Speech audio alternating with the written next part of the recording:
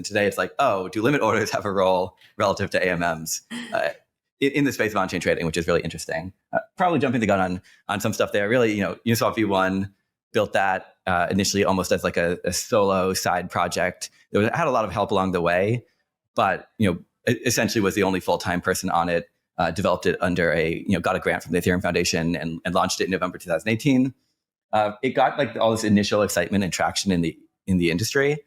I think in part because it really like resonated with people's values in the space at the time. It was kind of the anti-hype. Like there was all these like projects that had set huge expectations, raised huge amounts of money, and then didn't really deliver on the hype.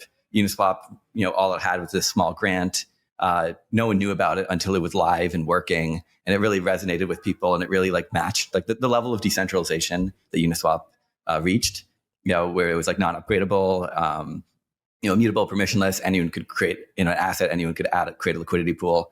That resonated in the early days, and so it got this initial traction and excitement from almost like long tail projects on Ethereum, and so I raised money and formed a company. I was like, just the idea to me had been validated. So I decided to take it to the next step and form the company.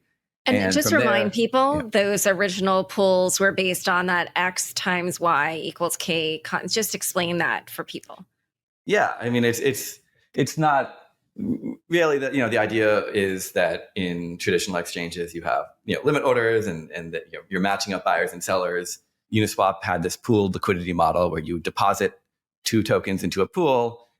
They would be paired against each other, and you could buy one for the other and sell. You could buy and sell between them, and it would just move the price along a curve. And that curve is just X times Y equals K, where there was like a constant value. And that was how prices were set. It was very simple, very like simplistic, but it worked.